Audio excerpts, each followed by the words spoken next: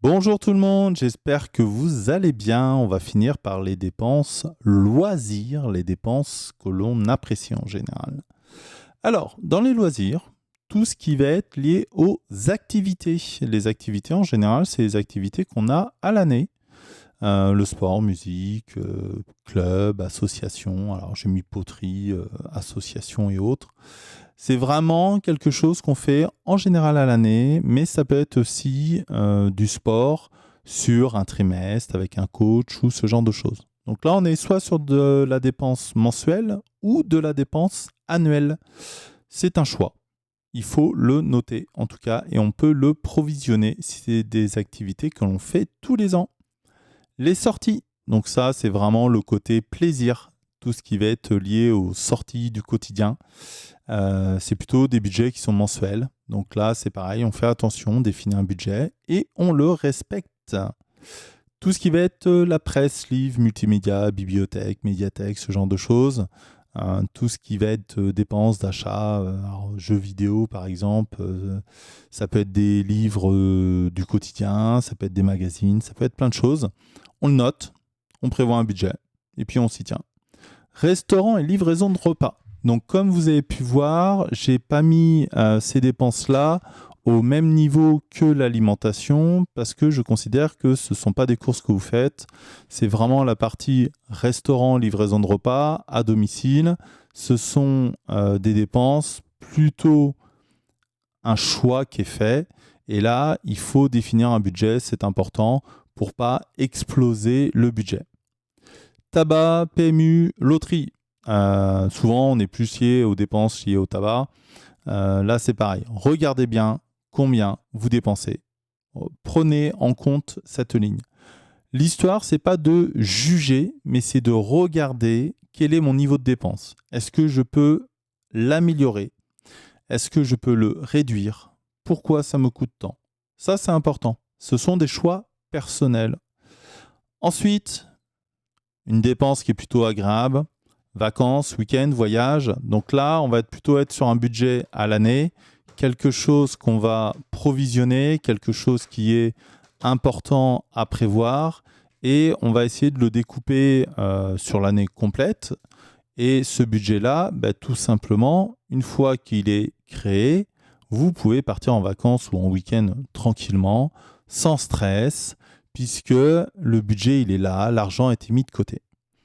Ensuite, on a toute la partie sortie, avec les amis, aller dans un bar, voir un match ou autre. Là, c'est vraiment, on sort le samedi soir, on va se faire un billard avec des amis, on va le noter là. Ça nous permet vraiment de savoir combien j'ai dépensé. Ça permet de se dire, est-ce que mon budget correspond à ce que je suis capable de dépenser? Est-ce que je ne dépense pas trop? Est-ce que je suis au-dessus de mon budget? Est-ce que ça me met en risque? Ça, c'est important.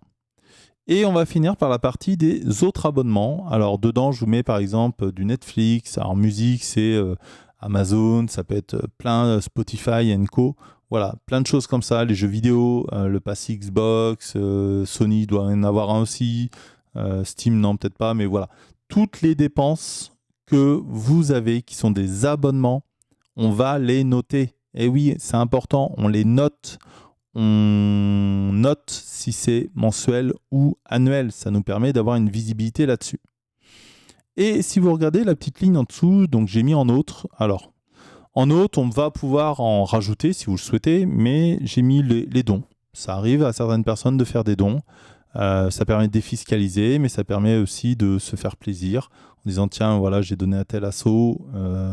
Voilà, c'est plutôt des choses personnelles, mais c'est important de le notifier. Et les cadeaux. Et ouais, les cadeaux, je l'ai mis là parce que c'est vraiment un budget qui est lié à chaque foyer, qui peut être différent pour chaque foyer.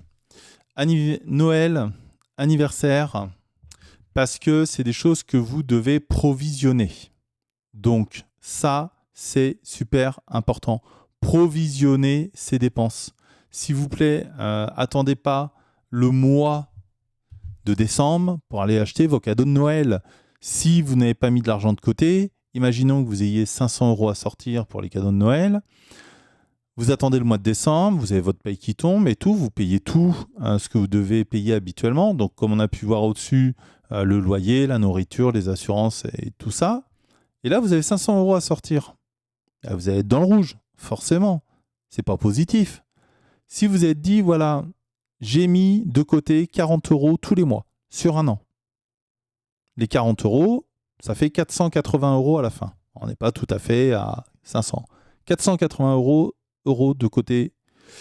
Donc, si vous avez 500 € de dépenses, bah c'est simple. En fait, il y a 20 € de plus à dépenser, je suis d'accord. Mais vous avez fait l'effort de mettre 480 € de côté.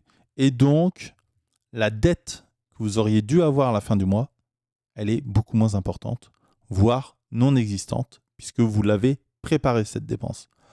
On prépare les dépenses, on les quantifie, on note ce qu'on dépense, c'est super important. Je vous dis à bientôt et puis surtout pensez le budget, c'est pas juste pour vous embêter, ça va vous permettre de préparer votre avenir et votre liberté financière. Allez, à bientôt.